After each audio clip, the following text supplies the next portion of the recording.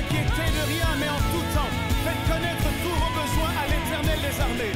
Alors est-ce que tu peux ouvrir avec moi ton cœur et relâcher ta voix pour déclarer avec foi cette parole? Il pourvoira à tous tes besoins selon sa richesse. Alors crie-le de toutes tes forces maintenant. Je voudrais nous demander maintenant de prendre nos Bibles dans le livre d'Ézéchiel 28.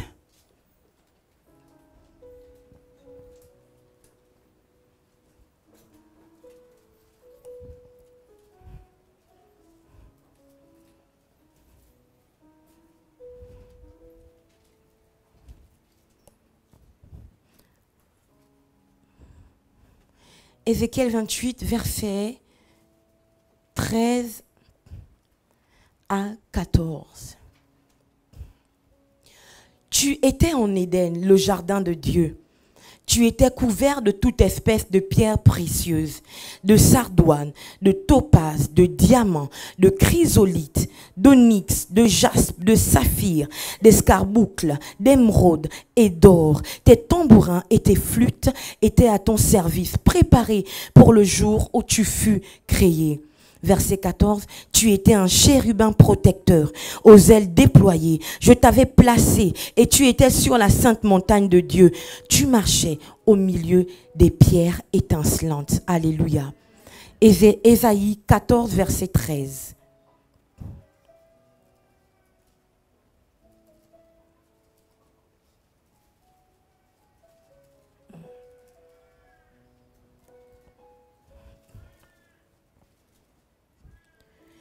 Tu disais, je peux commencer, c'est bon, tout le monde y est? Amen. Tu disais en ton cœur, je monterai au ciel, j'élèverai mon trône au-dessus des étoiles de Dieu, je m'assiérai sur la montagne de l'assemblée et à l'extrémité du septentrion. Je monterai sur le, verset 14, je monterai sur le sommet des nues, je serai semblable au très haut. Mais tu as été précipité dans le séjour des morts, dans les profondeurs de la fosse. Alléluia. Ici, il s'agit de celui qui s'appelait autrefois Lucifer. Amen. On comprend bien lorsqu'on lit Ézéchiel 28 que Lucifer a été créé dans un seul but, dans le but d'être beau. Alléluia.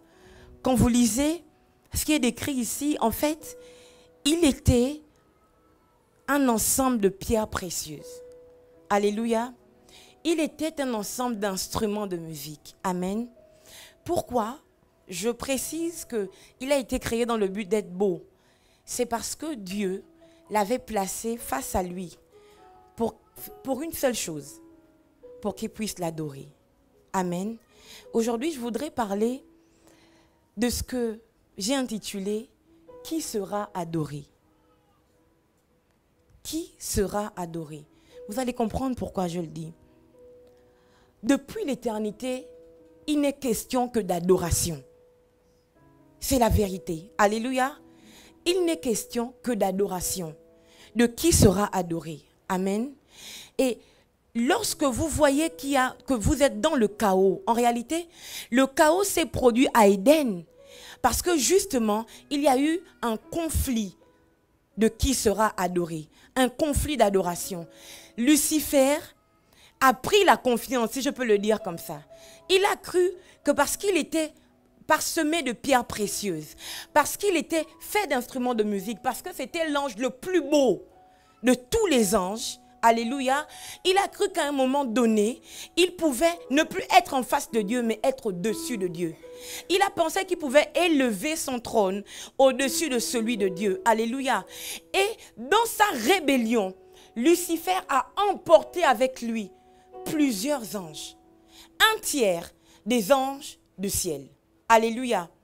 C'était un grand nombre qui avait été jeté dans la confusion. Alléluia. Voilà pourquoi vous voyez qu'il y a le chaos. Et Dieu dit qu'il faut restaurer cela. Amen. Et donc, il appela la lumière, qu'est Jésus-Christ. Parce que, comme je le disais vendredi dernier, la lumière en question est Jésus. Parce que juste après que Dieu ait fait la lumière et qu'il ait créé le ciel et la terre, il a ensuite créé le soleil la lune et les autres astres. Amen. Nous sommes d'accord.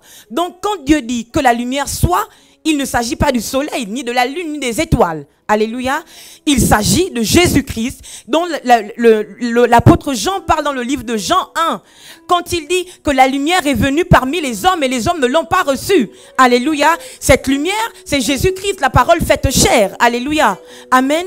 Donc Dieu dit, pour restaurer, pour ôter le chaos, pour restaurer Éden, il fallait appeler la lumière. Mais ce n'était pas suffisant. Pourquoi ce n'était pas suffisant?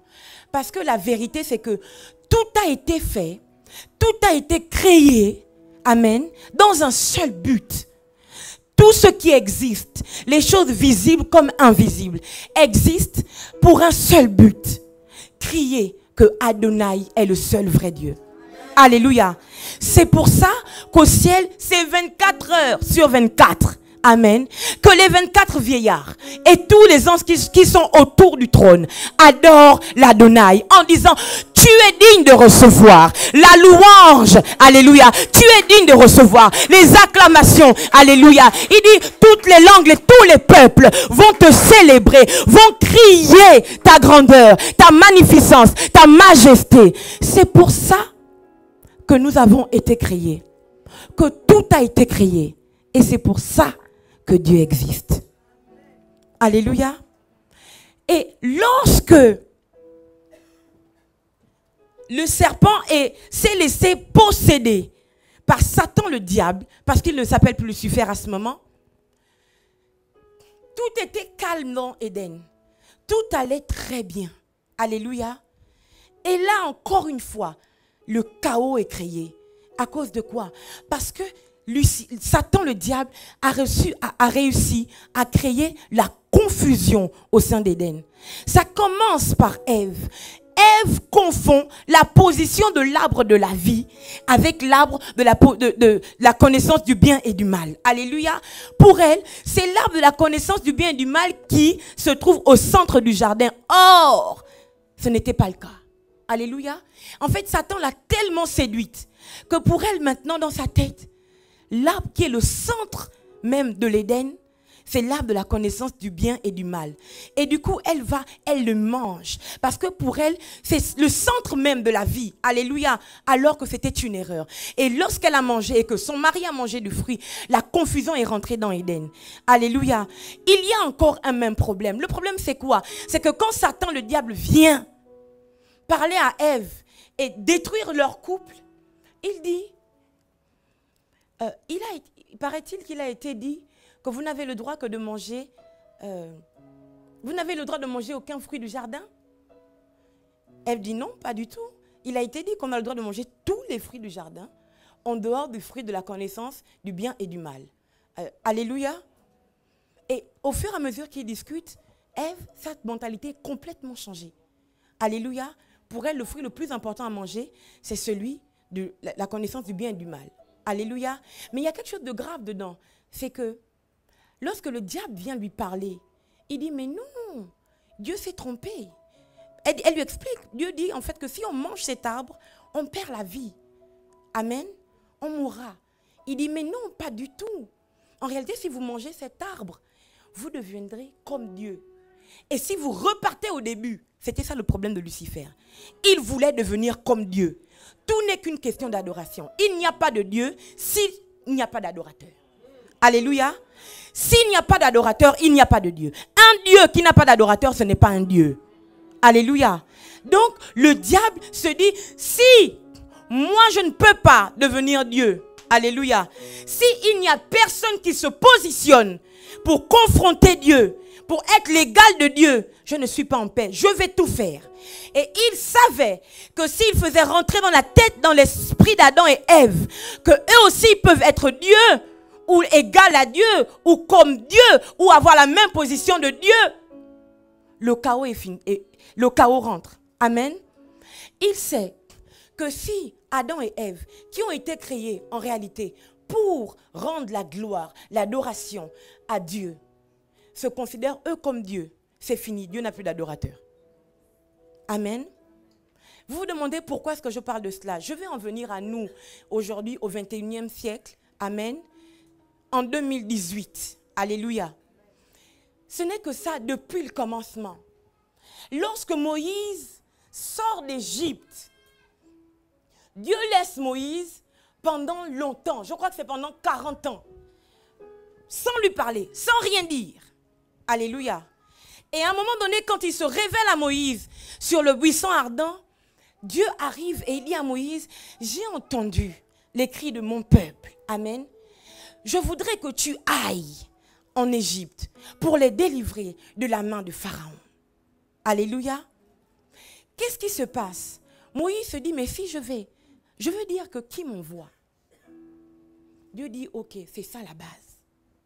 Tu diras, je suis. Je suis t'envoie. Je suis, c'est celui qui est. Alléluia. C'est-à-dire qu'il n'y a pas amalgame, on ne tergiverse pas. C'est celui qui est, point, barre. Il dit, mais quel est ton nom? Il dit, tu diras que c'est le Dieu d'Abraham, d'Isaac et de Jacob. Alléluia. Il dit, en fait, il cite toutes ces choses parce qu'il faut que les choses soient très claires dans la tête de Moïse. Moïse ne sait pas qui est Dieu. Amen. Moïse a appris depuis bébé que celui qui est Dieu, c'est Pharaon. Amen. Celui qui est Dieu, c'est le serpent. Alléluia. Parce que le serpent était une divinité égyptienne. Celui qui est Dieu, j'ai même appris que même les sauterelles avaient une position, c'était des divinités que les Égyptiens adoraient. Alléluia. Les Égyptiens adoraient également le Nil. Mais je n'ai même pas envie de dire le Nil. En réalité, ils adoraient les esprits maléfiques qui étaient dans les eaux du Nil. Alléluia. Ils en faisaient des sacrifices. Ils jetaient leurs enfants dans le Nil pour donner en sacrifice leurs enfants à ces esprits maléfiques des eaux. Alléluia. Et donc, Dieu est en train de faire un lavage de cerveau à Moïse.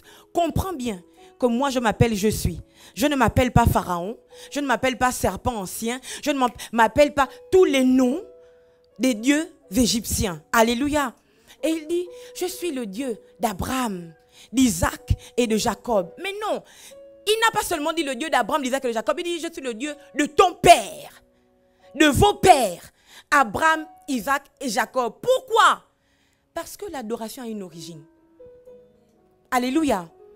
On n'adore pas pour adorer. Amen. L'adoration est un don, une grâce qui se transmet de génération en génération. C'est pour ça que Abraham a rencontré Dieu. Abraham lui-même, il a dû faire l'expérience de ce Dieu-là qui a besoin de sacrifices. Que veux-je dire? Qui a besoin d'adoration. Quand Abraham monte sur la montagne, personne n'a dit à Abraham que on va sur la montagne. En fait, quand Dieu te demande, donne-moi ton fils, donne-moi ton bien le plus précieux, donne-moi quelque chose de précieux, personne ne lui a dit que ça veut dire que adore Dieu. Alléluia. Quand Abraham va, il dit à ses serviteurs, restez ici. Mon fils et moi, nous montons pour adorer. Alléluia. Abraham fait son expérience personnelle avec Dieu. Il sait que ce Dieu-là a besoin d'adorateurs. Alléluia. Quand on parle, on dit c'est le Dieu d'Abraham. Quand Isaac lui-même reprend le relais, alléluia, Dieu ne veut plus seulement être le Dieu d'Abraham. Amen. Il faut qu'il soit aussi le Dieu d'Isaac. Donc Isaac aussi fait son expérience personnelle avec Dieu. Pour qu'on dise aujourd'hui le Dieu d'Abraham, le Dieu d'Isaac. Alléluia. Quand Isaac a son enfant aujourd'hui et Jacob arrive, Jacob aussi fait son expérience. Parce que Dieu ne peut pas seulement être le Dieu d'Abraham et d'Isaac. Alléluia. Jacob aussi fait son expérience personnelle avec le Seigneur. Il voit une échelle, le ciel ouvert et une échelle et les anges qui montent et descendent. Alléluia.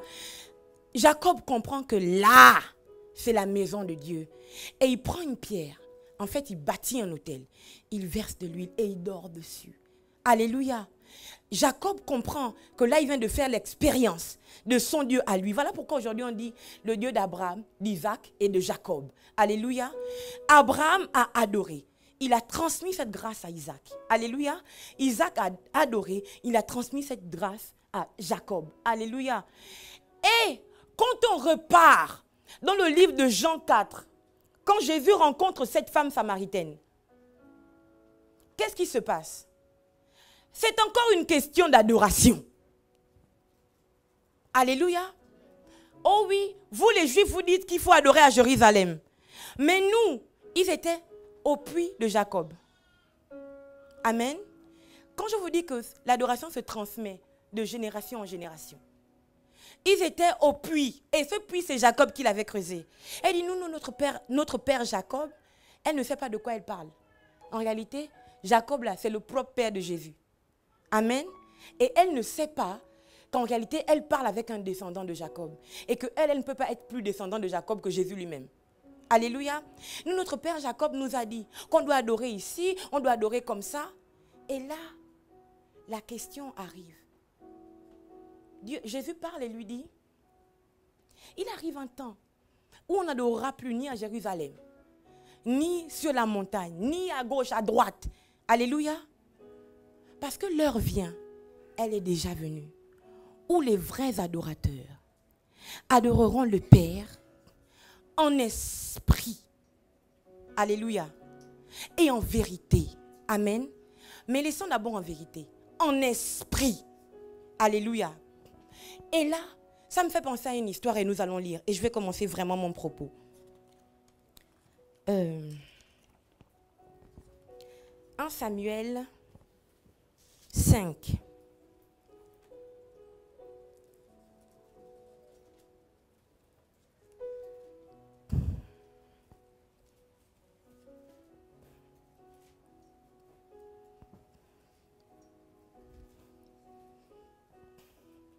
Samuel 5, je vais lire à partir du premier verset pour qu'on comprenne mieux. Les Philistins prirent l'arche de Dieu et ils transportèrent des Ben-Ézer des Ben-Ézer à Asdod. Après s'être emparés de l'arche de Dieu, les Philistins la firent entrer dans la maison de Dagon et la placèrent à côté de Dagon. Alléluia. Arrêtons-nous d'abord là. C'est quelque chose d'extraordinaire, de très intéressant. Je me suis demandé, mais en fait, comment se fait-il que Uza, qui est un juif, qui avait de très bonnes intentions, alléluia, quand l'arche veut tomber et qu'il veut secourir l'arche pour que l'arche qui représentait Dieu et l'alliance de Dieu avec Israël ne tombe pas, est frappé de mort. Ça veut dire que personne ne pouvait toucher l'arche, si ce n'est les Lévites, si ce n'est les sacrificateurs. Amen. Mais je me demande pourquoi, comment les Philistins ont fait pour transporter l'arche et l'amener dans le temple de Dagon. Comment ils ont fait? Puisque personne ne pouvait toucher l'arche. Amen. Puisque si tu n'es pas un Lévite, fils d'Aaron, tu ne peux pas toucher l'arche. Comment les Philistins ont fait? Je vais vous dire comment ils ont fait. Jésus dit, l'heure vient, elle est déjà venue, où les vrais adorateurs adoreront le Père en esprit. L'adoration, c'est pour ceux qui sont mystiques. Vous comprenez? Vous devez comprendre que ce n'était pas un Philistin quelconque qui a fait rentrer l'arche de Dieu dans le temple de Dagon pour le poser, s'il vous plaît, à côté de Dagon. Ceux qui rentraient dans le temple de Dagon, alléluia, et qui pouvaient s'approcher de Dagon, c'étaient des mystiques. Ceux qui savaient de quoi il s'agit. Amen. Pas des gens qui n'ont, comment dire, qui vivent que pour vivre. Quand ils chantent juste parce que la chanson est belle. Alléluia. Non, pas ces gens-là. C'est des gens qui comprennent que là, ils sont en face de quelque chose qu'on ne peut pas quantifier, qu'on ne peut pas toucher, de quelque chose de spirituel, de mystique, quelque chose d'extraordinaire qui dépasse l'entendement. Alléluia. Ces gens-là, pourquoi est-ce qu'ils ont amené l'arche dans le temple de Dagon? Parce qu'ils savaient que l'arche là, c'était Dieu. Alléluia. Si pour eux, l'arche c'était juste un coffre, ils auraient balancé le coffre n'importe où. Alléluia. Mais ils savaient que l'arche là, c'était Dieu. Et ils ont fait rentrer Dieu parce que pour eux, un Dieu reste dans un temple. Alléluia. Pour eux, un Dieu reste dans un temple. C'est tout à fait normal. Amen. Et nous, notre problème, c'est ça. Nous sommes le temple de Dieu. Le temple du Saint-Esprit. Amen.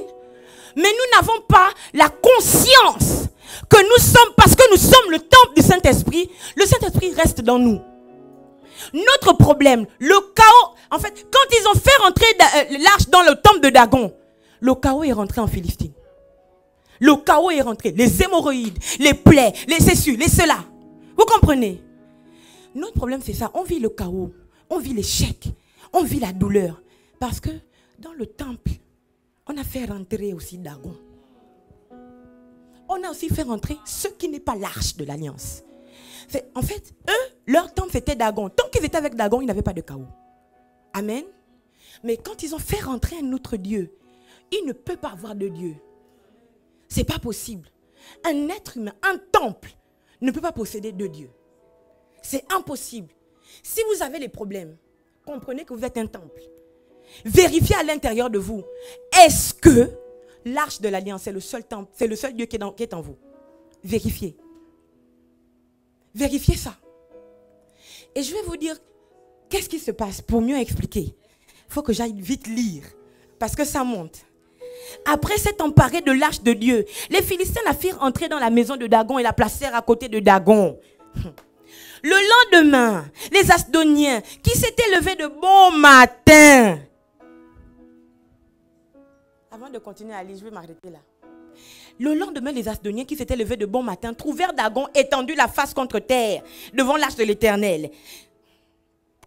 Ils se sont levés de bon matin. Un véritable adorateur. Un vrai. Celui que le Père... En fait, si Jésus dit que l'heure vient, elle est déjà venue, où les vrais adorateurs adoreront le Père en esprit, en vérité. Il dit, ce sont là, ceux-là que le Père recherche. Ça veut dire qu'on ne les trouve plus partout. Ça veut dire qu'il n'y a pas les vrais adorateurs, comme ça tu passes un vrai adorateur. Non, ils sont rares. Si Dieu lui-même peut chercher, vous comprenez ce que ça veut dire chercher? Vous savez ce que ça veut dire chercher? Chercher, c'est fouiller, on cherche, c'est où, c'est un vrai adorateur. Il peut même venir en toi et puis te secoue. Il veut voir si tu es un vrai adorateur. Quand il te secoue, est-ce que c'est l'arche qui tombe, mais c'est Dagon qui tombe? Bien-aimé, quand il te secoue, parce qu'il cherche, il trouve quoi? L'arche ou Dagon? Chacun de nous a fait une alliance bizarre avec Dagon. C'est pour ça que, moi je disais, il y a des choses pour lesquelles je ne peux pas prier. Ça n'a aucun sens. Comment tu peux prier pour avoir de quoi manger? S'il vous plaît. Sans sens. On peut prier par exemple pour avoir un très grand contrat de 9 millions d'euros, 9 milliards d'euros. Mais on ne va pas prier pour manger. Comment? Seigneur, donne-nous à manger parce que là où... Mais comment on peut prier pour avoir à manger? Comment? Le simple fait que Dieu a mis tous les fruits du jardin à la disposition d'Adam et Ève, c'est qu'on n'a pas à chercher de quoi manger. C'est ce que ça veut dire. D'ailleurs, Jésus le dit. Les oiseaux du ciel, ils ne sèment ni ne moissonnent. Alléluia. Mais Dieu leur donne. Alléluia. Pourquoi tu... Mais non, mais enfin. Prie pour les vraies choses. Seigneur, je veux acquérir un bâtiment. Voici les projets que j'ai, ouvrir un orphelinat. C'est ça les vraies prières. Mais les prières du Seigneur, je veux manger quoi demain et tout, frère. C'est pas possible. Alléluia. Et donc, qu'est-ce que je disais? Je disais que lorsque ces gens se sont réveillés de bon matin, comment tu es un adorateur? Quand on est un adorateur, hein, s'il vous plaît, faut pas vous fâcher. Mais la grâce matinée, ce n'est pas de Dieu.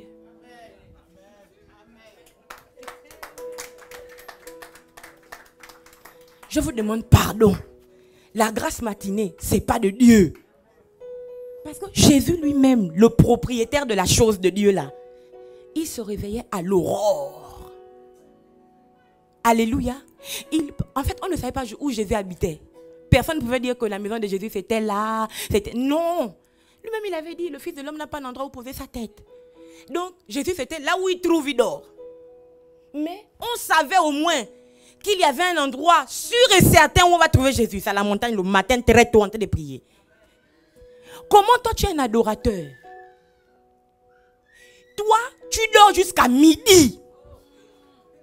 Après tu dis, Seigneur, il m'avait dit qu'il allait me rappeler pour le CDI, ils n'ont pas rappelé. C'est pas de Dieu. C'est pas de Dieu. Si c'est de Dieu, C'est des dieux. Parce que les Asdoniens, ils se sont déjà levés avant toi. À 4 heures du matin, ils ont miné l'atmosphère. Tu allais déposer ton CV. Un Asdonien a déposé son CV. Lui, il a invoqué Dagon depuis 4 heures. Quand tu viens prier maintenant, toi, à midi, là où le soleil, chacun déjà dit, soleil, quand tu sors, frappe mes ennemis. Quand tu sors, tu arrives, le soleil brille déjà. Seigneur, tu connais. Ah non! Je ne connais pas. Le soleil, c'est comme les résultats du bac. C'est déjà sorti. Tu veux qu'on fasse quoi? Ton nom est marqué échoué, on ne peut rien. C'est avant que les résultats ne sortent. Que là tu pries, tu travailles. Un vrai adorateur ne fait pas la grâce matinée. Alléluia. Un vrai adorateur vit comme un esprit. Alléluia. La vérité c'est que Dieu lui-même, il ne sommeille ni ne dort. Nous on a ça là, la chair, cette chair là qui m'en délivrera. On a la chair, c'est vrai, mais on a aussi l'esprit de Jésus. Il te réveille souvent à 3 heures du matin, tu crois que c'est les attaques.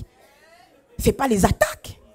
Quand il te réveille à 3 heures, c'est lui qui te dit que mon frère, c'est quand que tu vas miner ta journée? C'est quand que tu vas même seulement me dire, je t'aime Seigneur. C'est quand un adorateur, la moindre parole qui sort de sa bouche a de l'effet. Quand c'est un vrai adorateur. C'est pour ça que Dieu les cherche. Parce que Dieu sait que c'est eux qui vont changer la donne. C'est eux qui vont changer le monde. Alléluia. Un vrai adorateur, tu fais les affaires, tu n'es pas un adorateur, ça n'ira nulle part. Ça n'ira nulle part. Parce que vous ne comprenez pas que tout est une question d'adoration. Ceux qui sont dans le monde, qui ne sont pas attachés à Christ, ils font que leur argent soit un sujet d'adoration. Alléluia. Jésus dit à cet homme riche que si tu veux me suivre, balance tout ça. Parce qu'il sait que ça c'est son Dagon. Alléluia. Je ne peux pas partager mon temple avec un Dagon. Le gars dit non, vraiment, excuse-moi. C'était très clair.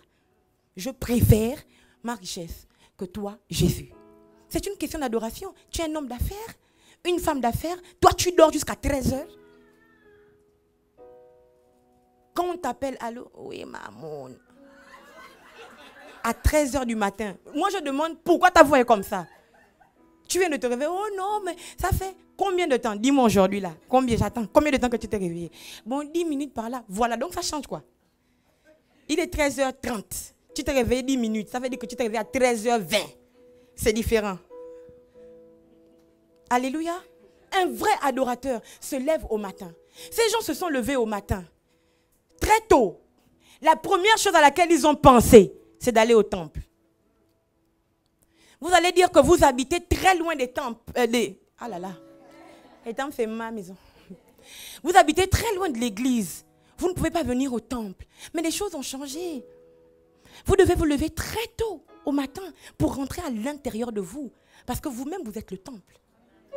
Alléluia. Vous devez rentrer à l'intérieur de vous et regarder qu'est-ce qui se passe à l'intérieur de moi. Est-ce que l'arche est toujours là ou l'arche n'est plus là? Alléluia. Rentrez très tôt à l'intérieur de vous. Savoir, est-ce que j'aime toujours le Seigneur? Savoir, regarder à l'intérieur, est-ce que Dieu m'a laissé des tâches à faire comme une liste de courses? Aujourd'hui, je veux que tu pries pour la santé. Je veux que tu pries pour telle personne. Je veux que tu penses à tel contrat. Je veux que... Vous êtes rentrés à l'intérieur de vous très tôt le matin? Eux, quand ils sont rentrés, voici quelque chose qui s'est passé. Ils ont trouvé Dagon étendu. Aujourd'hui, Dagon va nous apprendre comment on adore Dieu. Dagon apprendra aux chrétiens à adorer le Seigneur. Ils ont trouvé Dagon étendu, la face contre terre. Pas à gauche, pas à droite, non. Étendu, face contre terre, devant, c'est écrit, verset 3, 1 Samuel 5, 3, devant l'arche de l'Éternel. Alléluia. Toutes les adorations qu'on fait, en regardant, en étant bien debout, en regardant à gauche, à droite, vous n'êtes pas des vrais adorateurs. Qu'est-ce que j'entends par là? Vous adorez, mais votre cœur n'est pas totalement soumis au Seigneur. Quand on va vous dire, je prends un exemple bête. On a besoin de personnes pour le programme qu'on prépare, afin qu'elles se libèrent, pour venir très tôt. et rentrer très tard pour arranger l'église par exemple, là, il y a plein de choses qui vont sortir. Moi, j'ai telle chose. Ah, moi, je ne pourrais pas, pasteur, désolé. Ah, vraiment désolé. Ah, vraiment. Ah. C'est ça là, vous adorez, mais vous n'êtes pas étendu, front contre terre. Quand on est étendu front contre terre, hein, vous ne voyez plus rien. Alléluia. Vous vous laissez complètement dominer par celui qui est le sujet de votre adoration. Alléluia. Dagon, c'était une idole. C'était un objet. Mais il y avait un esprit à l'intérieur de cet objet qui savait qu'il ne peut pas confronter l'Éternel. Et les Écritures expliquent que Dagon était le père de Baal. Vous comprenez? Dagon, qui est le père de Baal, qui est jusqu'à aujourd'hui Baal. Il ne s'agit que de ça. Soit Adonai, soit Baal. Dagon s'est prosterné, front contre terre, devant l'Éternel. Nous nous prosternons et puis nous tournons un peu pour regarder est-ce que la flèche arrive. Nous nous prosternons et nous tournons un peu pour regarder est-ce que ce que Dieu a dit va arriver. Non, l'adoration c'est le total abandon. On s'abandonne complètement à Dieu. Il n'y a pas à discuter par rapport à cela, c'est déjà réglé. Les 24 vieillards sont au ciel. Eux aussi, ils ont leur siège. Vous comprenez? Eux aussi, ils ont leur couronne. Mais ils n'hésitent pas à balancer leur... En fait, ils jettent, c'est ça le terme. Jeter, ils ne posent pas. Notre problème, c'est qu'on pose notre couronne. On ne la jette pas. Vous comprenez ce que j'essaie de dire? Notre problème à nous, qui sommes censés être de vrais adorateurs, c'est qu'on pose notre couronne.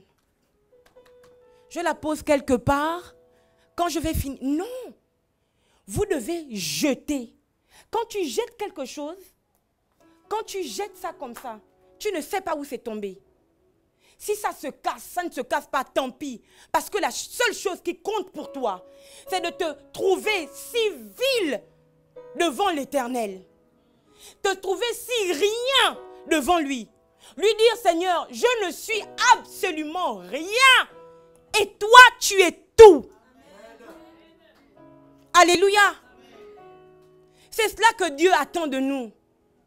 Amen. Dieu veut ça. C'est ça les vrais adorateurs. Ils sont dans un total abandon. Ils ont oublié leur nom. Voilà pourquoi on les appelle les 24 vieillards. Ils n'ont pas de nom. On sait seulement qu'ils sont à 24. Et ce sont des vieillards. On n'a pas dit qu'ils s'appellent Abraham, Jacob, Priscilla, Bénédicta. Non, il n'y a pas de nom. Parce que leur nom importe peu. Tout ce qui compte, c'est le nom de celui pour qui ils ont jeté leur couronne. L'Adonai, l'Éternel. C'est cela. Nos noms n'ont plus aucun rapport. Nos noms n'ont plus aucune valeur. Nos noms n'ont plus rien, ne veulent plus rien dire quand on se retrouve devant celui qui doit être adoré d'éternité en éternité, de génération en génération. Et c'est pour cela que chaque personne doit travailler à adorer comme un vrai adorateur. Parce que l'adoration se transmet de génération en génération. Je voudrais que lorsque moi j'aurai fini, quand ma fille Talia chantera ici, qu'on dise, hey, c'est la fille du pasteur Shirley. Alléluia. Un vrai adorateur. La Bible déclare qu'ils ont trouvé Dagon front contre terre. Ils ont redressé Dagon. Et c'est aussi ça nos problèmes. Quand on essaie de se dire que finalement, on va laisser l'arche de l'alliance prendre toute la place dans notre cœur. Et que l'arche de l'alliance elle-même, va commencer à renverser les choses dans notre vie. On va aller aider ces choses que l'arche de l'alliance a déjà renversées là. On va les faire relever. Non, non, non, vraiment. Cette relation extra-conjugale que tu as, c'est Dagon. Cette relation dans laquelle tu es, il n'est pas chrétien. Même s'il est chrétien, mais vous avez des rapports sexuels en dehors du mariage. C'est Dagon. Quand l'arche de l'alliance est rentrée en toi, l'arche de l'alliance renverse. L'arche de l'alliance dit que ça là, c'est pas bon. Toi-même, tu te bats pour aller tirer le frère. Tu relèves Dagon. Tu redresses Dagon. Il y a une situation dans laquelle tu es. Tu sais que ce n'est pas de Dieu. Que Dieu ne veut pas ça. Mais tu es trop attaché à ça. Quand l'arche de l'alliance arrive, quand tu commences à prendre la conscience que je veux changer, je veux être un vrai adorateur, Dieu se dit, personne ne peut être adoré devant moi. Il renverse tout ce qui est un obstacle à ta vraie adoration, à ton total abandon. Toi-même, tu repars, tu ressuscites ça, comme ces Esdoniens. Ils n'ont pas compris le message. Ils ont relevé Dagon. Regardez ce qui se passe ensuite. Verset 4, merci beaucoup. Verset 4. Le lendemain encore, s'étant levé de bon matin toujours, ça doit être une habitude. Dieu ne demande pas de nous lever et prier pendant 1 heure. Parce que Dieu n'a pas envie de s'ennuyer lui-même pendant vos temps de prière. Puisque Dieu n'a pas envie de s'ennuyer lui-même pendant vos temps de prière, vous devez, si pour vous c'est 5 minutes, faites 5 minutes. Pourquoi 15? Pourquoi 1 heure? Seigneur, mais 5 minutes tu es chaude. Oui, Seigneur éternel, oh là là, je prie, je t'aime Seigneur. Jésus, toi-même tu sens l'onction. Dès que 5 minutes est passé, toi-même tu sais. Seigneur, que ton nom soit sanctifié. 3 minutes sont passées. Seigneur. Parce que j'arrache, je déracine. Aucun sens. La prière n'a aucun. C'est-à-dire que non, du coq à l'âne. La prière n'a aucun sens. Et là, Dieu dit, regarde, c'est qui? Qui prie là? Fanta, hein? Oh, pardon, s'il vous plaît. 5 minutes sont passées, hein? Ah, c'est ça. Il s'ennuie. Vous ne pouvez pas faire que Dieu s'ennuie. Alléluia. Donc soyez honnête avec vous-même. C'est ça le véritable adorateur. Il sait jusqu'où il peut aller. Si tu te lèves tôt, papa, Dieu ne te demande pas 1 heure. Frère, soeur, non. Dieu demande que même si c'est 2 minutes, ton cœur est véritablement abandonné à lui. Alléluia. Tu ne penses pas à ce que tu vas faire à midi, ce que tu vas manger pendant que tu pries. Non. Plus rien n'existe. Il n'y a plus rien qui existe. Et ça, c'est pendant 2 minutes. Tu es tranquille. Parce que celui qui a dit qu'un jour, dans sa présence, vaut mieux que 1000 ailleurs, peut faire que 2 minutes se transforment en 2 millions de minutes. Alléluia. Vous avez prié, pour vous, c'était 2 minutes, mais pour Dieu, vous avez gagné 2 ans de votre vie. Vous comprenez? Dieu, ce n'est pas un tyran. Non. Dieu nous connaît. Il n'y a rien que Dieu apprend. Il est surpris. Oh, donc vous ne pouvez pas faire 3 minutes. Non. Il sait que toi, là, tu ne peux pas faire 3 minutes de prière. Fais 1. Moi, personnellement, j'ai été délivrée il y a belle lurette. Depuis très longtemps. Le mauvais diable qui vient te dire que tu n'as même pas honte, Shirley. Tu n'as même pas prié 3 minutes. Toute une journée. Là, tu t'endors. Hein? Je suis très détendue. Parce que je sais que quand j'ai prié mes 2 minutes à 5 h du matin, là, 2 minutes, là, c'était peut-être 15 ans. Alléluia. Alléluia. Vous devez être délivré de la culpabilité. Dieu n'a pas dit qu'il cherche des adorateurs parfaits. Il cherche de vrais adorateurs. Amen. Quand tu passes 1 minute dans la prière, elle est vraie. Tu t'es vraiment abandonné. Tu sais qu'il est l'Adonai, l'Élohim, celui qui t'a façonné. Tu sais qu'il est tout pour toi. Tu sais qu'il mérite ta louange, tes acclamations. Tu sais que tu peux lui faire totalement confiance. Il ne va jamais te décevoir. Il ne va jamais te trahir. Il ne va jamais t'abandonner. Il ne va jamais te livrer à toi-même. Même si c'est 1 seule minute. Alléluia. Il ne cherche pas de parfaits adorateurs. Il cherche les vrais. Amen. Et quand ils reviennent encore de bon matin, verset 4, ils trouvèrent Dagon étendu, la face contre terre, devant l'arche de l'Éternel. Suite. La tête de Dagon et ses 2 mains étaient abattues sur le seuil. Et il ne lui restait que le tronc. C'est pas un monstre. Ça, c'est pas un monstre. Ils sont arrivés, front contre terre. La tête est coupée, décollée du tronc. Les 2 mains décollées du tronc.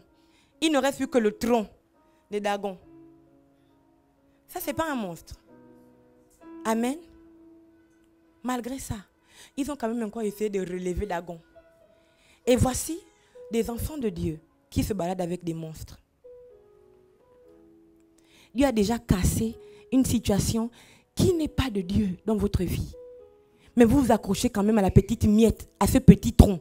Il n'y a plus les mains, il n'y a plus la tête. Vous vous accrochez et vous vous baladez avec un monstre chaque jour. Avec le tronc d'une idole, le tronc de cette situation que vous ne voulez pas abandonner. Et vous vous demandez pourquoi l'Éternel s'est éloigné de nous. Pourquoi on vit ça? Et pourtant je prie, oui tu pries, mais tu te balades avec le tronc de Dagon. C'est pour ça qu'il y a le fléau dans ta vie. Alléluia. Quand Dieu va venir, il va te trouver nu. Il n'y a que l'arche de l'alliance à l'intérieur de toi. Plus aucune miette de Dagon, tu vas voir. Dieu n'est pas un homme pour mentir. Dieu est fidèle à lui-même. Dieu est beaucoup trop, comment dire, Dieu respecte beaucoup trop. La Bible déclare qu'il a exalté sa parole au-dessus de lui. Vous comprenez? Ça veut dire que Dieu lui-même ne peut pas ne pas respecter sa parole. Ça, c'est quel Dieu que tu pries? Et puis, les moindres petites choses, tu ne peux pas les faire. La moindre petite grâce, tu dois suivre. On appelle grâce. Grâce, ça veut dire que tu n'as rien à faire et puis ça vient. Amen. Je veux délivrer certaines personnes. Vous savez, hein, pour moi, le mariage, c'est une grâce. Amen. Le mariage, ce n'est pas un truc pour lequel on doit combattre. Je prie, oh, je prie, je prie. Non. Regardez vous-même Éden. Pour Dieu, c'est clair. Vous comprenez? Adam faisait le travail que Dieu lui a demandé de faire. Adam, c'était un adorateur. Même quand quelque chose n'était pas bien dans son cœur, c'est-à-dire qu'il se sentait seul. Amen. Mais il continuait quand même de faire ce que Dieu lui avait demandé de faire. Et il le faisait bien. Il ne bâclait pas. Bon, quand le cheval arrive, on va t'appeler lion. On va t'appeler... Non, il donnait les noms en respectant. Il prenait le temps. Quand Dieu faisait passer les animaux devant lui, il prenait le temps de regarder. Il dit, toi tu t'appelleras lion. Toi tu t'appelleras girafe. Vous comprenez? Il n'a pas bâclé. Vous comprenez? Et Dieu qui a exalté sa parole au-dessus de lui. C'est lui-même qui avait dit avant que les animaux n'arrivent. Il demande à Adam de les nommer. Il a dit, il n'est pas bon que l'homme soit seul. C'est fini, il a libéré sa parole. Dieu va se débrouiller pour qu'Adam ne soit pas seul. Alléluia. Je sais moi-même, Dieu, qu'il n'est pas bon que tu sois seul. Mais sers-moi d'abord. Adore-moi d'abord. Livre-toi d'abord. Même si c'est dur, continue. Vous comprenez? Mais si vous faites à moitié, vous allez rester seul. Seul. Ou bien, si vous faites parce que vous voulez qu'il vous donne le mariage, c'est mort. Et c'est le piège dans lequel le diable nous a mis. On fait quelque chose pour que Dieu nous rende. Amen. Vous n'êtes pas de vrais adorateurs. Satan est très subtil. Et pourtant, je te sers. Et pourtant, ah bon? Donc tu me sers, pourquoi je te donne ceci? Regardez ce qui se passe. En Babylonie, quand Nabuchodonosor bâtit sa statue, et qui dit, celui qui ne m'adore pas va mourir dans la fournaise ardente. C'est encore une question d'adoration. Il dit aujourd'hui là, si vous ne m'adorez pas, c'est fini pour vous. On lui dit que, mais roi, Shadrach, Meshach et Abednego, eux, ils ne veulent pas adorer. Ils appellent. Il dit que, venez. Vous ne voulez pas? Il dit que, oh roi, on n'adorera jamais ta statue. Parce que pour nous, c'est clair. C'est le Dieu d'Israël, le Dieu d'Abraham, d'Isaac et Jacob, que nous avons décidé d'adorer. Maintenant, si tu nous jettes dans la fournaise ardente, il dit, notre Dieu va nous en délivrer. Et même s'il ne nous délivre pas, nous n'allons pas t'adorer. Voici des gens qui adoraient le Seigneur, non pas pour obtenir quelque chose. Ils adoraient le Seigneur parce qu'ils savaient que Dieu était le Dieu qui méritait l'adoration. Alléluia. Mais nous aujourd'hui, dès qu'on est menacé par le feu, on ralentit. Je suis triste, je ne viens plus à l'église. On m'a frustré, je ne viens plus à l'église. J'ai entendu qu'on m'a critiqué, je change avec les gens. On me fait du mal, je ne veux plus être gentille. Je ne veux plus être bonne. Je ne veux plus être aimante. J'ai prié pour avoir du travail, ce n'est pas venu, j'arrête. Je ne viens plus servir. Tu n'es pas un vrai adorateur. Et tant que tu es comme ça, ce n'est pas le diable qui va venir t'attaquer. Dieu va te résister. Dieu lui-même, il va te résister. Parce que Dieu sait, à l'intérieur, Dieu te connaît. Il sait que toi, tu peux être un vrai adorateur. Il le sait. C'est pour ça qu'il résiste. Jusqu'à ce que tu lâches prise. Que tu te dises, d'ailleurs, je m'en fiche. Même si je ne suis pas mariée, je jette ma couronne. Je jette cette réputation que je cherche à avoir. Monsieur tel, madame tel. Je la jette. Parce que tu es digne de recevoir la louange. Tu es digne de recevoir mon total abandon. Tu es digne de recevoir. Seigneur, même si je n'ai pas d'enfant, même si je ne suis pas mariée, même si je n'ai pas une maison, même si je n'ai pas un toit, une voiture, même si je n'ai aucun bien dans ce monde, tout ce qui importe, c'est que ma voix s'élève pour te dire, tu es digne de recevoir. Alléluia. Dagon est tombé. Il a perdu sa tête. Et je vais continuer. Cet extrait est en train de dire que lorsqu'on adore, quand on est un vrai adorateur, toute sagesse qui ne vient pas de Dieu doit tomber. Toute intelligence qui n'est pas de Dieu, notre propre réflexion, notre propre façon de penser, notre propre façon d'appréhender les choses. Nous-mêmes, moi je sais quand c'est comme ça. Moi-même je sais quand c'est comme ça, c'est ça. Ça là, ça doit tomber. Alléluia. Parce que le vrai adorateur se laisse remplir par l'esprit de sagesse. Alléluia. Le vrai adorateur peut aller au milieu des loups. Parce que Dieu a dit, vas-y. J'ai besoin que tu ailles toucher. Dans les loups là, il y a une brebis, mais elle croit qu'elle est loup. Alléluia. J'ai besoin que tu rentres à l'intérieur pour aller toucher. Amen. Il ne réfléchit plus avec sa propre... La sagesse humaine a perdu son pouvoir quand on est un vrai adorateur. Alléluia. La Bible déclare que les mains de Dagon étaient tombées au sol. Amen. Un vrai adorateur ne travaille plus avec sa propre force. Amen. Le pouvoir que tu as n'est plus le tien. Parce qu'il y a un pouvoir qui se transmet dans l'adoration. Alléluia. Shadrach, Meshach et Abednego ont dit, nous n'allons pas t'adorer. Oh roi, nous n'adorerons pas ta statue. Nous allons continuer d'adorer le Dieu d'Israël. Alléluia. Et parce qu'ils ont décidé de continuer d'adorer, en fait, dans tout ce qu'ils faisaient, tous leurs actes, tous leurs mouvements étaient une adoration au Dieu d'Israël. Ils étaient dans un pays étranger, là où on adorait des idoles. Alléluia. Ils étaient à un haut niveau de la société, là où tu ne peux pas rentrer si tu n'as pas un parent sorcier. Si tu n'as pas un parrain, quelqu'un qui te parraine. Maçon, occultiste. Amen. Mais eux, Dieu les a propulsés à ce niveau. Alléluia. Pourquoi? Parce qu'ils étaient montés à ce niveau. Pour dire qu'on va imposer. Ici, hashtag, c'est le royaume. Ici, c'est le royaume. Alléluia. On va monter à ce niveau-là. Dieu va nous faire asseoir parmi les grands de cette nation. Parce qu'ils doivent comprendre que ici, c'est le royaume. Alléluia. Quand ils ont été élevés, parce qu'il y avait un pouvoir dans l'adoration. Un adorateur ne peut jamais être par terre. Un adorateur ne peut jamais passer inaperçu. Il ne faut pas suivre. Ne croyez pas. Les gens qui font comme si vous n'existez pas, vous n'êtes rien, ce n'est pas vrai. Ce n'est pas vrai. Vous ne pouvez pas être un adorateur et puis vous ne dégagez pas un parfum. Ce n'est pas possible. Vous ne pouvez pas être un adorateur et puis on ne te dit pas, pourquoi tu es différent comme ça? Ou bien ils vont dire, oh, on te trouve trop renfermé. C'est faux. Ce n'est pas renfermé. En fait, tu as un esprit. Tu as un esprit sur toi qui nous paralyse, qui nous gêne.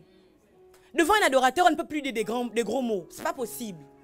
Devant un adorateur, quand les gens critiquent, dès qu'un adorateur arrive, tout le monde se tait. Parce qu'on ne critique pas devant les adorateurs. Alléluia. Amen.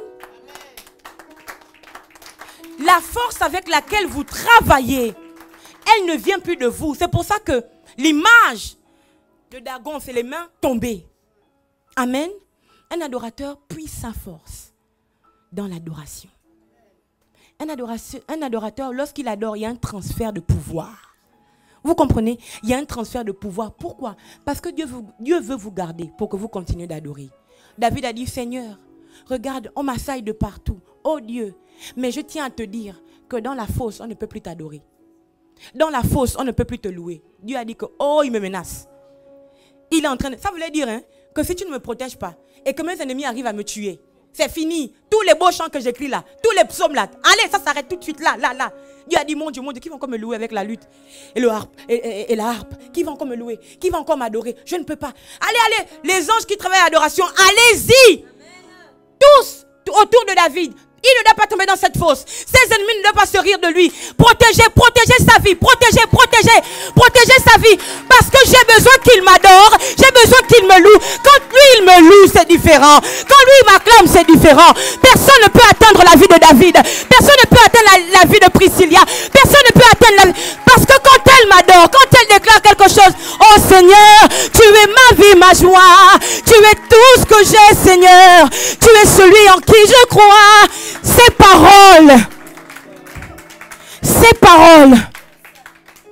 Ces paroles sont la vie pour Dieu et la protection pour nous. Protégez-la. Quel est le complot qui a été fait contre toi? Dieu n'a pas besoin que tu sois au courant. Alléluia. Si tu es un adorateur, tu déclenches les anges qui travaillent dans l'adoration. Alléluia. Ces anges-là, ils sont autour du trône. Amen. Shadrach, Meshach et Abednego sont menacés parce qu'ils ont décidé de ne pas adorer un autre Dieu que le Dieu d'Israël. Ils sont jetés dans la fosse aux lions. Dieu dit, il n'y a pas de souci. C'est moi qui ai créé le feu. Et dans l'Apocalypse, on dit, il y a un ange qui a le pouvoir sur le feu. Alléluia. Dieu lui-même, quand il se présente à Moïse, c'est un buisson ardent. Moi-même, je suis le feu. Alléluia. Pas grave. Shadrach, Meshach et Abednego rentraient dans le feu. Dieu lui-même, c'est le feu. Alléluia. Et le Fils de Dieu descend dans la fournaise ardente. Et tranquillement, il marche. Ils ne sont pas sur place en train de dire, oh Seigneur, quand tu es un adorateur, même si tu es en plein trouble, tu continues d'avancer. On se dit, mais normalement, là, elle devait déjà s'arrêter, non? Elle devait stopper, elle ne pouvait plus bouger là. Là, plus rien, il ne devait plus avoir aucun mouvement. Comment se fait-il qu'elle se met en mouvement? Parce que Dieu dit, en fait, c'est moi qui ai créé le feu. Rentre dans ce feu. Moi-même, je vais faire en sorte que ce feu ne soit que de l'eau. Ce feu ne soit que du vent. D'ailleurs, je descends moi-même et je t'accompagne. Discutons. Quand vous allez sortir, il faut que Nabuchodonosor sache que vous avez un Dieu. Vous voyez, quand vous irez là, on va détruire la statue, hein, et il va dire que plus personne n'adorera. Nabuchodonosor lui-même va parler avec sa bouche. Plus personne ne va adorer quoi que ce soit si ce n'est le Dieu de Shadrach, Meshach et Abednego. Quand vous irez, vous savez, c'est dans le feu qu'ils discutent. C'est dans les troubles que vous discutez quand vous êtes un adorateur, que vous parlez avec Dieu. Il vous donne des stratégies. Il vous dit ce qu'il faut faire. Comment se comporter quand l'ennemi arrive vers vous. C'est dans le trouble là que Dieu se révèle. Ah, tu es dans le trouble, il te parle. C'est rien. Quoi, c'est un gouffre financier. C'est rien. Je t'ai dit que l'or et l'argent m'appartiennent, non? D'ailleurs, tu te rappelles, j'avais mis dans ton cœur une pensée d'une affaire. Même si tu es déjà en âge avancé, tu peux t'y mettre. Tu peux commencer. Parce que moi, à qui appartient l'or et l'argent, je vais t'accompagner. Je sais appeler les richesses de la gauche, de la droite, du nord, du sud, de l'est et de l'ouest. Si tu commences, commence seulement. C'est en plein trouble. C'est en plein trouble là que Dieu te donne le nom de ton entreprise. C'est en plein trouble que le Seigneur te donne le nom de ton entreprise. C'est dans le trouble que Dieu te donne les prénoms de tes enfants. Quoi, tu es dans le gouffre de la stérilité, ne t'inquiète pas. Ils s'appelleront Shirley, ils s'appelleront Grâce, Faveur, Jade. Ils s'appelleront. C'est en plein trouble que le Dieu des adorateurs rentre à l'intérieur d'eux et puis leur parle. C'est dans le feu qu'il a marché avec Shadrach, Meshach, Abednego. C'est dans le feu qu'il te dit, le feu ne peut pas te consumer. Non, les eaux ne peuvent pas te submerger. Oh mon Dieu, de vrais adorateurs, les enfants. My God. Voici ce que Pharaon, Moïse dit à Pharaon. Laisse aller mon peuple afin qu'il aille me servir ou encore m'adorer. Parce qu'ils sont sortis d'Israël. Ils ont quitté l'adoration, donc l'esclavage de Pharaon, pour entrer dans l'adoration de l'Éternel. Quand ils s'en vont, leurs ennemis les suivent. Ce qui a été dit dans la terre d'Égypte, c'est qu'ils sortent de là pour aller m'adorer, pour aller me servir. Quand ils sortent de là, les ennemis les suivent. Shadrach, Meshach et Abednego ont vaincu le feu. Israël va vaincre l'eau. Il marche. La mer elle-même, elle sait adorer. Alléluia. Quand ils sont dans la barque, Jésus et les disciples, le mouvement se met, l'eau se met en mouvement, la tempête arrive, la mer se lève. Vous croyez que la mer va se lever pour engloutir Jésus? Vous aussi. La mer elle-même, elle sait. En fait, la mer est en train d'adorer. Oh, il est là. Il est là. C'est pour ça que Jésus dormait. Tranquille. En fait, la mer, c'est sa façon d'adorer. Elle se met en mouvement, les vagues s'élèvent. Alléluia. Et les vagues se lèvent et elles s'apaisent à ta parole. Et nos cœurs répondent à ton amour. Les vagues s'élèvent. La Bible déclare, la Bible dit que montagnes et collines éclatent de joie. Alléluia. On dit que les arbres des champs battent des mains. Alléluia. Parce que chaque élément de la nature adore un seul Dieu. L'Élohim, l'Adonai. Pour qu'il n'y ait pas amalgame, le Père de Jésus-Christ le ressuscité. Donc dans la mer, quand Jésus dormait dans la barque détendu, il savait que la mer ne pouvait pas l'engloutir. La mer se met à acclamer. Le voilà. Oh Jésus. Et c'est comme si c'était de la tempête. Mais les apôtres ont peur. Parce qu'ils ne savent pas que la mer adore. Jésus se lève et dit, mais vous avez peur de quoi? Et il dit à la mer, silence. Silence. Ça veut dire que la mer faisait le bruit. La mer parlait. Il y avait un son. Donc il y avait un son. Il disait quelque chose. La mer parlait, la mer disait quelque chose. Elle transmettait un message. Et Jésus a dit silence. Tais-toi d'abord. Parce qu'eux, ils n'ont pas encore appris. Ils n'ont pas encore compris que les éléments m'adorent. Que la mer m'adore. Que les situations m'adorent. Même les troubles, elles concourent.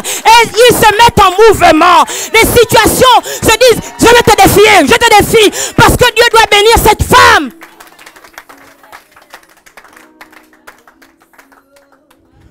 Les enfants d'Israël, eux aussi, ils ont leur épreuve en tant qu'adorateurs. Quand ils arrivent, la mère sait que eux, ce sont nos confrères. Nous sommes tous des adorateurs. Oh, la mère se met en mouvement.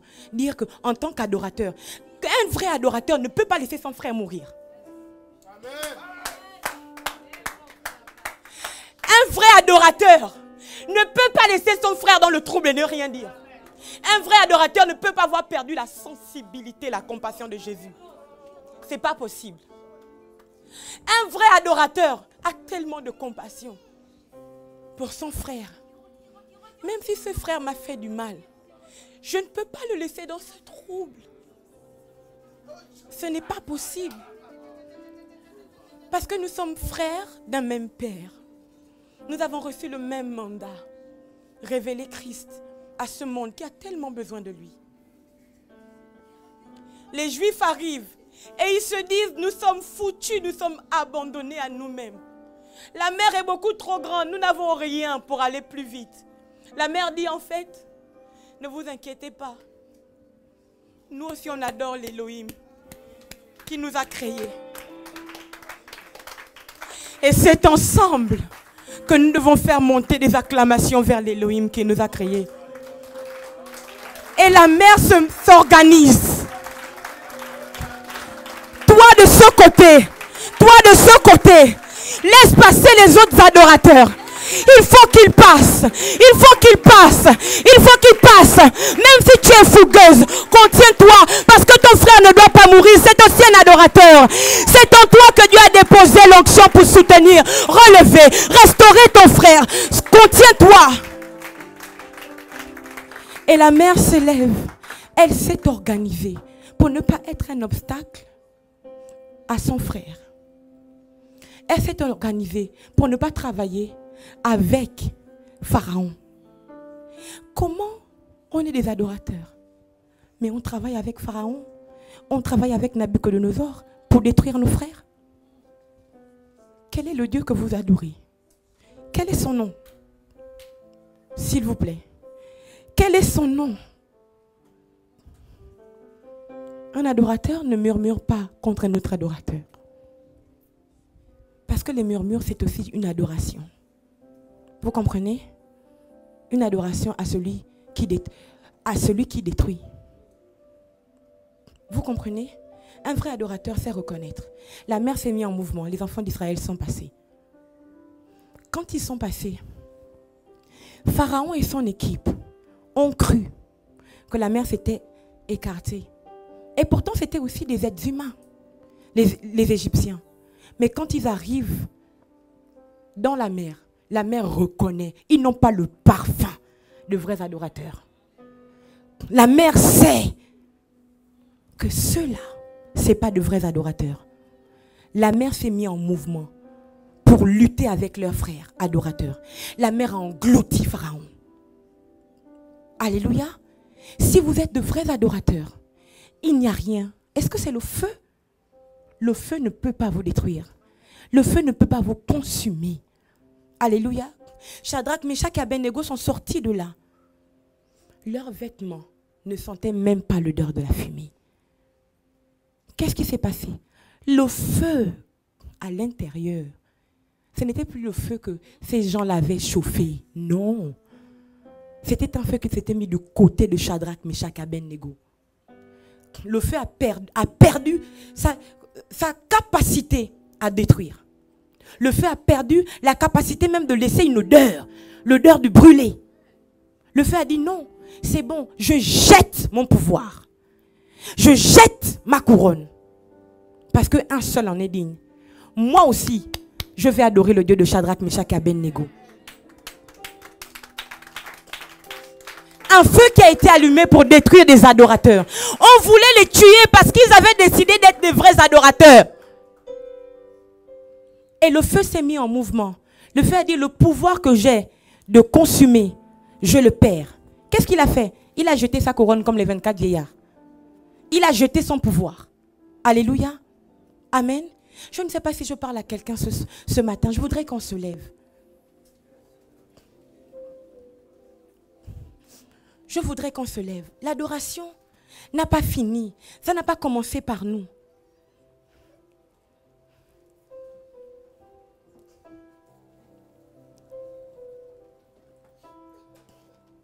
Je voudrais qu'on prie quelques instants. Ou plutôt que nous rentrions quelques instants dans la véritable adoration. Le Saint-Esprit a envie de restaurer des hommes et des femmes dans leur capacité à adorer. Alléluia. On adore ce qu'on connaît. Alléluia. Amen. Et nous n'adorons pas un autre Dieu que celui qui a ressuscité Jésus-Christ d'entre les morts. Amen. Le Dieu d'Abraham, d'Isaac et de Jacob, c'est lui qu'on adore. Ce n'est pas seulement le Dieu des Juifs, c'est aussi notre Dieu. Alléluia. Et donc il nous a donné la capacité d'adorer. Amen. Parce qu'il sait que l'adoration est la chose qui nous garantit un avenir certain. L'adoration est la seule chose dont nous avons besoin pour faire un pas de plus. Alléluia. L'adoration est la seule chose qui va faire qu'on ne voit plus notre frère comme un ennemi. Alléluia. Parce que tu sauras reconnaître en lui un véritable adorateur. L'heure vient, elle est déjà là, c'est aujourd'hui. Que les vrais adorateurs ou les vrais adorateurs adoreront le Père en esprit, mais aussi en vérité. Aussi en vérité. Je ne lève pas mes mains pour faire semblant. Non. Si je chante dans la vérité, si je pleure, je n'ai pas honte de pleurer devant les gens à cause de Jésus. Parce que j'ai décidé de l'adorer en esprit, en vérité. Je n'ai pas honte de perdre mon make-up devant les gens avec la sueur et les larmes. Parce que j'ai décidé que Jésus doit être le centre même de mon adoration. Il est l'Adonai, celui qui est tout puissant, celui qui mérite d'être adoré. My God. Avant que nous ne prions, je voudrais que nous lisions un passage encore. Quand les Esdoniens, les Philistins ont réalisé que finalement, il fallait laisser partir l'arche de l'alliance. Parce que l'arche de l'alliance leur faisait trop de problèmes. Parce qu'ils n'avaient pas la bonne attitude envers l'arche de l'alliance. Vous comprenez? Ils n'avaient pas la bonne attitude. Aujourd'hui, nous ne sommes pas juifs. Amen. Nous faisons partie des nations comme les Philistins. Alléluia. Mais nous avons reçu la grâce de pouvoir adorer. Et aujourd'hui, nous avons la bonne attitude devant l'arche de l'alliance par le sacrifice de Jésus-Christ. Alléluia. Ils ont voulu faire partir l'arche de l'alliance de chez eux. Voici ce qui se passe. Ils n'ont pas voulu qu'un homme touche l'arche de l'alliance parce que c'était devenu trop dangereux. Ils ont mis l'arche sur un chariot qui était poussé par 2 vaches qui allaitaient. Alléluia. Et ces vaches n'avaient jamais porté le joug. Alléluia. Regardez, verset 3 de 1 Samuel 6. Ils répondirent, il parle du fait de renvoyer l'arche de l'alliance. Si vous renvoyez l'arche du Dieu d'Israël, ne la renvoyez point à vide. Mais faites à Dieu et fait gronder un sacrifice de culpabilité. Alors vous guérirez et vous saurez pourquoi sa main ne s'est pas retirée de dessus vous. Les Philistins dirent, quelle offrande lui ferons-nous? Ils répondirent, 5 tumeurs d'or, 5 souris d'or, d'après le nombre des princes des Philistins, car une même plaie a été sur vous tous et sur vos princes. Faites des figures de vos tumeurs et des figures de vos souris qui ravagent le pays et donnez gloire au Dieu d'Israël. Peut-être cessera-t-il d'appesantir sa main sur vous, sur vos dieux et sur votre pays. Pourquoi endurcissez-vous votre cœur comme les Égyptiens et Pharaon endurcit leur cœur? N'exerça-t-il pas ses châtiments sur eux? Ne laissèrent-ils pas alors partir les enfants d'Israël? Maintenant, faites un char tout neuf. Et prenez 2 vaches qui allaitent et qui n'aient point porté de joug. Attelez les vaches au char et ramenez à la maison leurs petits qui sont derrière elles. Vous prendrez l'arche de l'Éternel et vous la mettrez sur le char. Vous placerez à côté d'elle, dans un coffre, les objets d'or que vous donnez à l'Éternel en offrande pour le péché. Puis vous la renverrez et elle partira. Ce qui est extraordinaire, c'est que ceux qui parlent, ce ne sont pas des Juifs. Les princes de ce pays-là, des Philistins, sont allés rencontrer les devins et les prêtres de Dagon. Vous comprenez? Pour leur demander comment faire pour se débarrasser de l'arche. Et ils leur dirent, il faut faire une offrande. Faites ceci, faites cela. Et ce qui est extraordinaire dedans, c'est qu'ils disent, donnez gloire au Dieu d'Israël. Après, ils changent de nom. Ils disent, faites ceci à l'Éternel. En fait, Dieu change. Ils ne parlent plus de Dagon, non. Ils respectent Dieu. Ils comprennent désormais que l'arche là, c'est vraiment lui le vrai Dieu. Et à ce moment, Dieu prend grand D. Il appelle l'Éternel avec grand E. Amen. Et on dit qu'ils ont pris des vaches qui allaitaient pour poser l'arche, pour que l'arche reparte en Israël. C'est extraordinaire. Une vache qui allaite, c'est comme une mère qui allaite son enfant. Alléluia. Et on doit la séparer de son enfant. Elle doit se séparer de tout ce qui est important pour elle, de tout ce qui compte pour elle, pour porter l'arche de l'alliance. Vous devez vous séparer de tout ce qui est important pour elle. On dit ici qu'on a ramené leurs petits dans l'enclos parce qu'il ne fallait pas qu'elle soit perturbée par autre chose. Elle devait être focalisée sur le fait d'adorer, sur le fait de porter l'arche de l'alliance, sur le fait de faire leur travail. Et c'est ce que nous devons faire aujourd'hui. Nous focaliser. Il n'y a rien ce matin qui puisse nous détourner du travail d'adorateur.